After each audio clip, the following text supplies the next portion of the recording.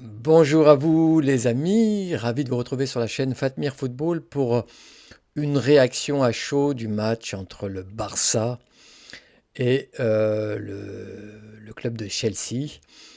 Voilà un combat qui s'annonçait, excusez-moi, palpitant. Mais quand même, franchement, quand on voit évoluer cette équipe du Barça, on se demande vraiment des équipes qui restent encore en lice, qui sont en mesure d'aller en finale, qui peut empêcher cette équipe du Barça d'empocher une quatrième Ligue des champions,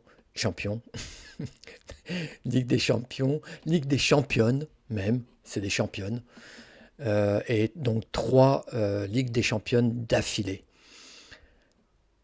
Sincèrement, j'ai été vraiment impressionné. Alors, demain, je ferai un débrief un peu plus exhaustif, on va dire, concernant le match, hein, rassurez-vous. Là, c'est vraiment une réaction à chaud. J'ai été vraiment impressionné par la maîtrise de cette équipe. Je le savais, on le sait très bien. Depuis maintenant, on va dire, époque Covid, cette équipe du Barça est montée vraiment en puissance. Et cette année, je trouve que l'équipe, dans son expression collective, dans sa réflexion collective, dans son QI football, est encore plus forte que les années précédentes. Pourtant, durant le mercato estival, elles ont perdu quand même deux joueuses majeures. Je ne parlerai même pas de la brésilienne Geise, c'est comme ça que je l'appelle, hein, c'est une joueuse brésilienne très intéressante, très remuante, très technique, qui a marqué d'ailleurs un but il n'y a pas longtemps dans le championnat américain. Elle est partie du côté des États-Unis. Son expérience à Man United a tourné court. Donc je ne parlerai même pas de cette joueuse, je les mets de côté. Et quand je dis deux joueuses, trois joueuses importantes dans l'effectif. Mariona Caldentey, qui est une joueuse maintenant incontournable de l'effectif des Gunners d'Arsenal. Lucy Bronze, qui est venue renforcer donc euh, les opposants du jour, donc l'équipe de Chelsea. Keira Walsh, donc la plaque tournante l'année dernière, au milieu de terrain, avec Aitana Bonmati et, et, et Patricia Guijarro. Alexia Putellas était la plupart du temps remplaçante dans l'équipe.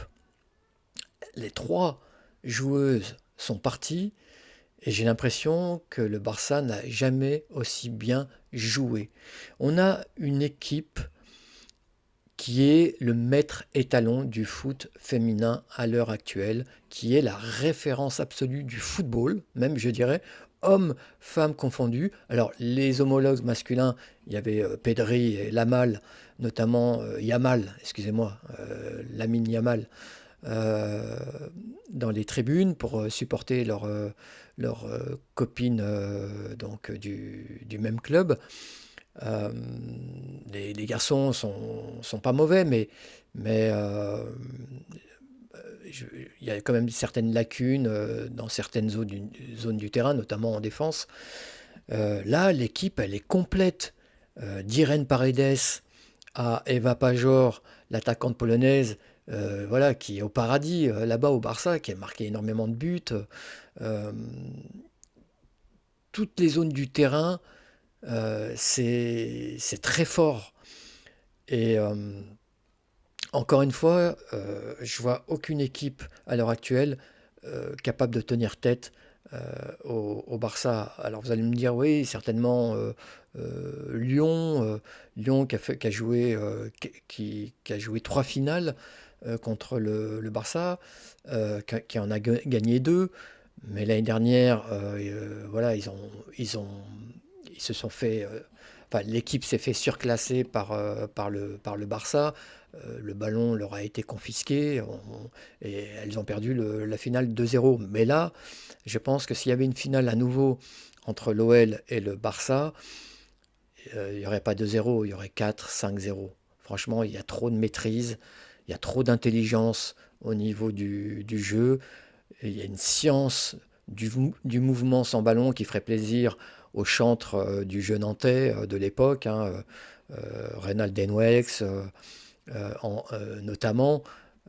grand entraîneur nantais, euh, Arribas aussi, pour ne parler que de, voilà, que d'entraîneurs nantais qui aiment le beau jeu, et notamment le mouvement sans ballon. Euh, Là, il y a la science de la passe, la science du mouvement sans ballon, l'art de se mettre entre les lignes. Euh, Cette équipe est toujours en mouvement. Et puis, j'ai parlé de QI football surdéveloppé. À un moment donné, Chelsea, en première mi-temps, bah, arrivait quand même à tenir tête euh, en termes de contrôle du ballon. Euh, L'équipe du Barça a été bousculée, mais l'équipe du Barça, contrairement à Lyon, a su faire preuve de flexibilité et a commencé à jouer un peu plus directement sur les attaquantes, notamment sur Selma Paraluelo et Eva Pajor, ce que n'a pas su faire l'OL, ou n'a pas pu faire l'OL hier contre Arsenal. Arsenal a pressé très fort l'OL, et l'OL a continué, s'est borné à vouloir construire le jeu face à un pressing de tout terrain de la part de l'équipe anglaise. Là, le Barça eh ben, avait une équipe de Chelsea qui voulait aussi, bon, en tout cas qui a disputé le ballon. Il y a une sacrée bataille au milieu de terrain, et même parfois il y a une ascendance du milieu anglais, le milieu anglais qui était très fourni, avec pas moins de 5 joueuses au milieu. Donc face à ça, les trois joueuses du milieu, que sont Aitana Bonmati, Alexia Putellas et Patri Guijarro, ont décidé de jouer un peu plus directement. Et ça leur a permis de faire reculer un petit peu le bloc anglais, de reprendre la maîtrise petit à petit donc du jeu, et de voilà, et puis ensuite de dérouler avec encore une fois cette science de la passe inégalée, inégalable.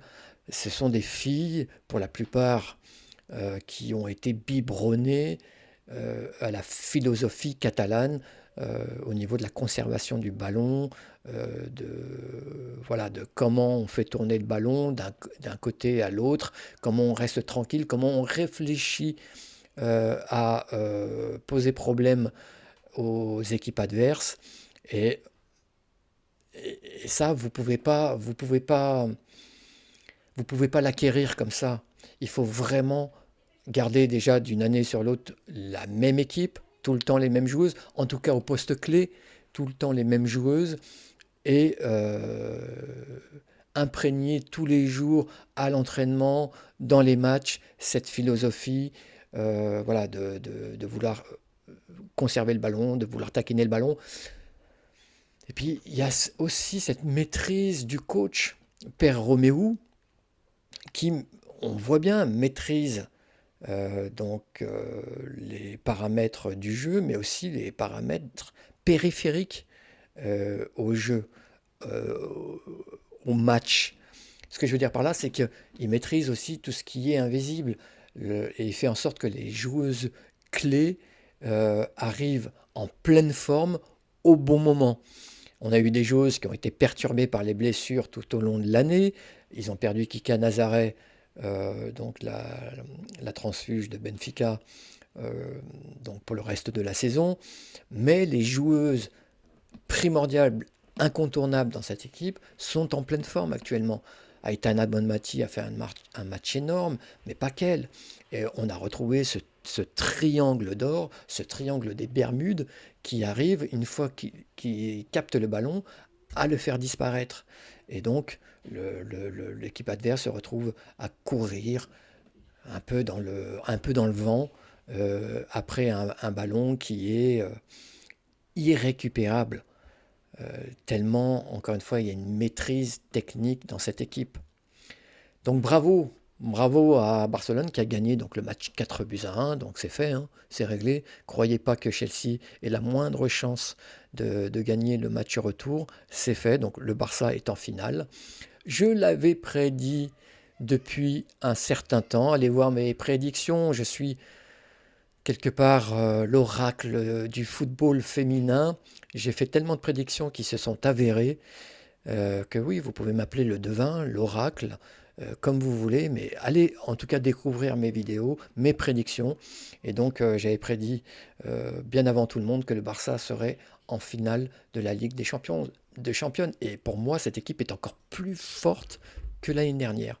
Donc courage pour celles qui va rencontrer, pour celles qui vont rencontrer cette équipe du Barça, parce que voilà, il va falloir courir après le ballon. Euh, je parlerai peut-être au bon moment, donc avant la finale, des possibilités qu'a l'équipe adverse de contrarier, parce que mine de rien, il y a quand même, je pense, des possibilités de faire quand même un peu mal à cette équipe, voilà, qui est prodigieuse, mais qui n'est pas infaillible. Mais en tout cas, au jour d'aujourd'hui, pour moi, c'est cette section féminine du Barça propose, tout football confondu, le meilleur jeu.